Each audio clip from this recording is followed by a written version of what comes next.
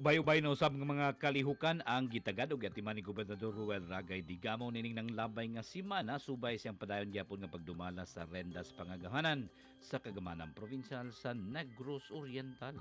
Kini mo'y unod sa lain na usab nga hugna sa programang Provincial Report nining tuig 2016 Setyembre 3 nga edisyon.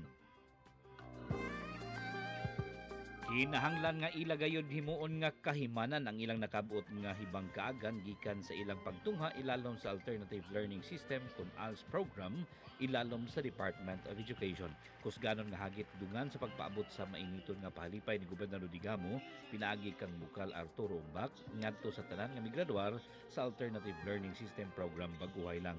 Mukabat sa dulan sa usa ka libo ka mga magtutungha ang nakabenepisyo sa mong programa sa Department of Education nga mitapos sa 10th ALS commencement exercises. Mato ni Gobernador Digamo, ang ilang pagtapos sa ilang pagtungha usa ka lig-on kayo nga kahimanan alang sa pagbaton og maayong panginabuhian sa umalabot nga panahon. Subay niini sa iyang mensahe, pamahayag ni Gobernador Digamo, kinahanglan nga dili sila mohunong pagkat-on og pagkaplag og dugang nga mga kahibalo aron ilang magabit nga dugang kahimanan sa umalabot nga panahon. Angayan nilang masayran nga sa tinuoray nga kalibutan gawas sa mga tunghaan jutay lamang gayud kaayo ang oportunidad ug kahigayunan ug ingon usab kusog kaayo ang kompetisyon. Busa kinahanglan nga aduna sila'y igong armas ug kinahanglan nga lig-on ang ilang pundasyon aron sila makabarog sa mga hagit nga mudangat sa ilang kinabuhi. Kinahanglan nga dili usikan ang matag kahigayunan nga gitanyag sa kagamahanan pinaagi sa mga programa tungod kay kini alang gayud sa ilang kamulahanan.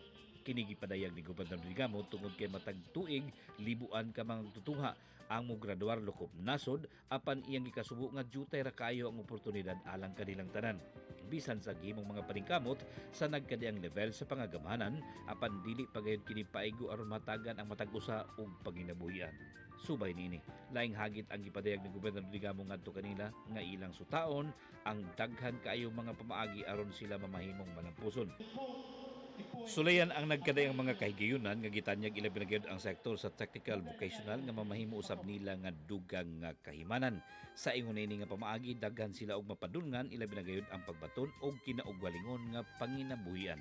Ang mahinungdanon mato ni Gobernador Digamo nga sila nakatapos og labaw sa tanan aduna sila'y nakatunan og aduna sila'y abilidad. Ang mga programa alang sa natal sa edukasyon ug aspeto sa panarbaho ug panginabuhian mo'y mga sentro nga unod sa iyang gidusog nga sa probinsya magdigamo ta.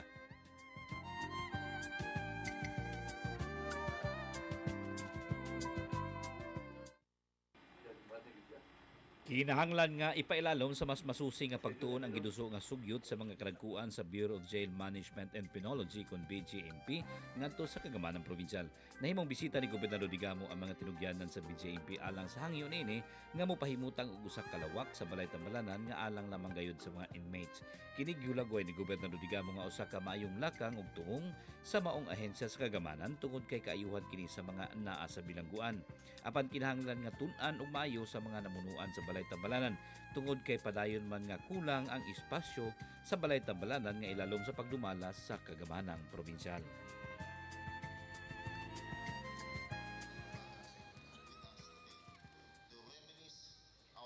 Kanunay gayud giila sa kagamanang probinsyal nga lig-on nga katambayayong ang kasundaluhan alang sa pagkabot sa gipangandoy nga tinuoray nga kalinaw kalambuan dinhi sa lalawigan.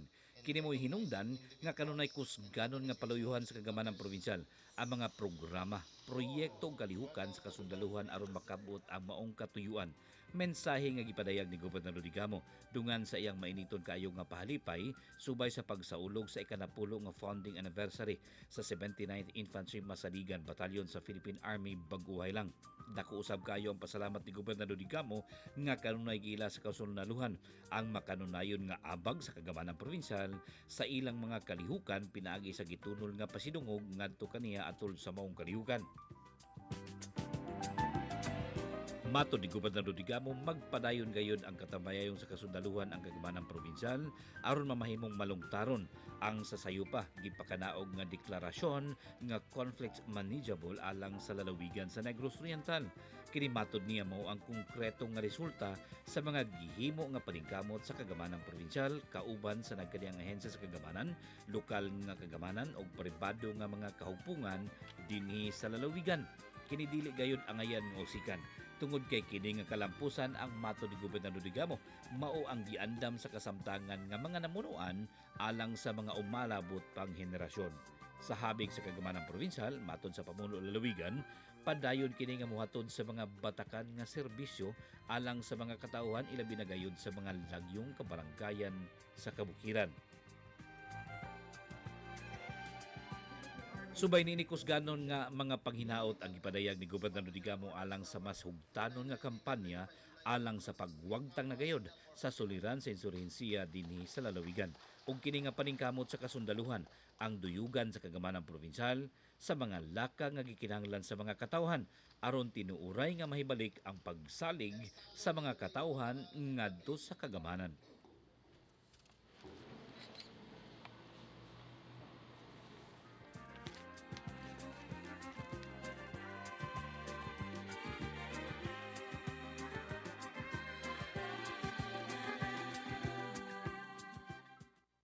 As Chief Executive, allow me to thank all of you for recognizing and appreciating the services that we have rendered for our community and country as well. It is indeed very heartwarming to know that our efforts of looking for ways to help uplift the quality of life of our fellow Negrenses is given the recognition it is due. For us in the government service, whether we are recognized for our efforts or not, we will continue to create and sustain programs and projects that are all beneficial and advantageous to the people of Negros Island. Further, we will keep on learning and implement the necessary programs and projects that our various communities need. It is important that the program or project will answer the needs of our constituents so they can utilize its full potential and improve their living conditions. With that in mind, I look forward to the day when every Negrense can live healthily, happily, and peacefully. And we can achieve all of this if all of us are working hand in hand. I am extending my hand to all of you. Let us work together for our people and for our province. Thank you, and may God bless us all.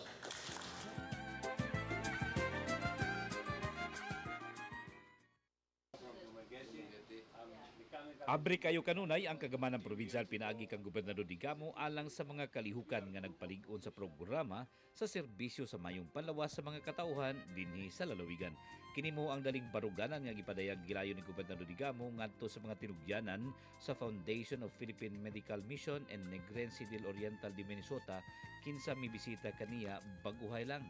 Ang maong kahugpungan ang ikatakda nga mapahigayon ng usa ka dakong medical o surgical mission sa umalabot bulan sa Pebrero sa tuig 2018, partikular na sa giilang sakop sa Mama Bata Pa Interlocal Health Zone. Subay nini, daling gipaabot ni Gobernador Digamo ang iyang dakong pasalamat ngadto sa buong grupo sa mga mananambal subay sa ilang plano pagdala sa ilang libreng serbisyo dinhi sa lalawigan. Kini matod sa pamuno lalawigan ang dako nga abag alang sa padayon nga paningkamot sa kagamanang probinsyal pagtubag sa panginahanglan sa mga katawhan alang sa libreng serbisyo sa panlawas. Kini dugang nagpamatuod nga subay sa tukma nga direksyon ang kagamanang probinsyal tungod kay bisan mga dagko nga kahugpungan, sulod ug gawas sa nasod, medical mission ang nagunang mga kalihukan. Kung kay baluan padayon nga paspas ang pagdala sa kagamanang probinsyal sa mga batakan nga serbisyo sa panlawas ngadto sa mga katawhan pinaagi sa medical, dental, surgical ug lakip na gani ang animal welfare mission. Kini mao usa sa dakong unod sa iyang giduso nga sa probinsya magdigamo ta diin nag-una niini ang alang sa programa sa serbisyo sa mayong panlawas. Kanunay gayud dakong garbo alang sa kinatibuk-an nga mga katawhan sa lalawigan sa Negros Oriental nga mamahimo kini nga dapit alang sa mga dagkong kalihukan sa mga dagko usab nga kahugpungan.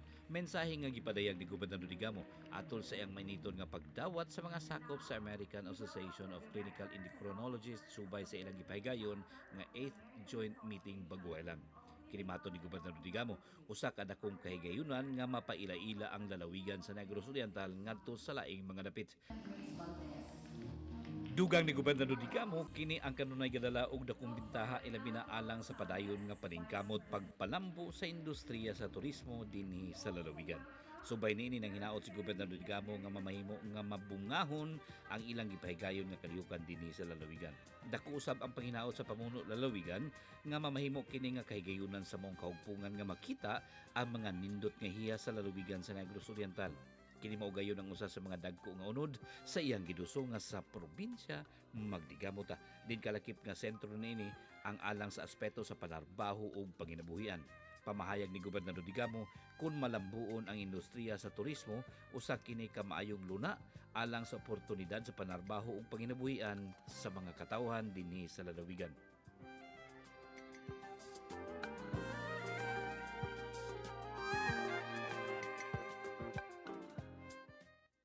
I am greatly honored to address this assembly of distinguished professionals as I am impressed by your organization with its worldwide membership and significant role in the practice and advancement of science, to which millions of people with endocrine disorders look for ways to restore their health. You see, whenever I hear the word endocrine, what immediately comes to mind are hormones, mood swings, diabetes, goiter, and the reproductive function, among others. As a mechanical engineer by profession, I find these words not so disturbing, but as local chief executive, these words mean so much in governance. You know why? Because some of our constituents come to us and seek financial assistance for the treatment of their endocrine disorders, most especially diabetes. Over the years, your profession has done incredible advances in the treatment of previously devastating disorders, and with each advance, the quality of life for countless patients have improved. And this is good for a country, for as the saying goes, a healthy citizenry breeds a healthy nation. Your theme, Endocrine Revolution, Advances in Clinical Endocrinology, manifests your commitment to improve the quality of life of our people and build a happy and active citizenry. It is in this spirit that I wish you all a fruitful and productive Congress, and may you find your stay in the island pleasant and memorable.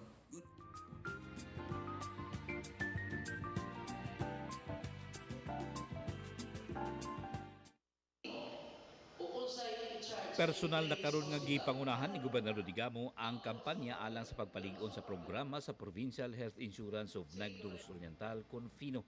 Kini pinasubay sa seryoso nga katuyuan nga mamahimo kini nga lig-on o kinahanglan nga makabarog na sa kaugalingon ang maong programa sa kagamhanang probinsyal. Kini matod sa pamuno lalawigan, usa ka programa aron makabot ang iyang gipananawan nga mamahimo na gayud nga libre ang serbisyo sa mga balay-tambalanan nga ilalom sa pagdumala sa kagamhanang probinsyal. Kini labi na gayud alang sa mga gilang indigents kun kabus nga mga pamilya nga mao gayud ang target sa maong programa sa Fino.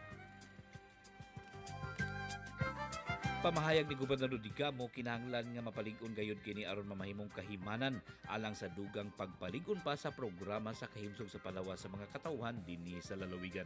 Kini labi na gayud alang sa mga residente nga walay igong kapasidad nga makabayad sa panahon nga sila malandig sa mga balay-tambalanan nga gidumala sa kagamhanang probinsyal. Dakong kantidad ang gikinahanglan aron matuman ang maong gilantaw nga direksyon sa kagamhanang probinsyal sa kasamtangan. Kalakip sa hagit usab niini nga maong lakang mao ang kusganon nga suporta gikan sa mga mayor sa kalungsuran ug dakbayan aron mamahimong malampuson ang maong programa. Gikinahanglan ang suporta sa mga mayor tungod kay gisitar man sa ordinansa sa Fino ang gitawag og counterparting scheme tali sa kagamhanang probinsyal, lungsod, dakbayan o pribado nga kahugpungan. Subay niini usa ka panagtagbo kauban sa mga mayor ug tinugyanan sa mga dakbayan ug kalungsuran ang gipahigayon alang sa mong katuyuan sa kagamhanang probinsyal. Personal nga gipasabot ni Gobernador Digamo kauban sa mga tinugyanan sa Fino ang katuyuan ug ang ilang mamahimong papel sa pagpatuman sa maong programa. Kinisubay sa katuyuan nga target sa maong lakang.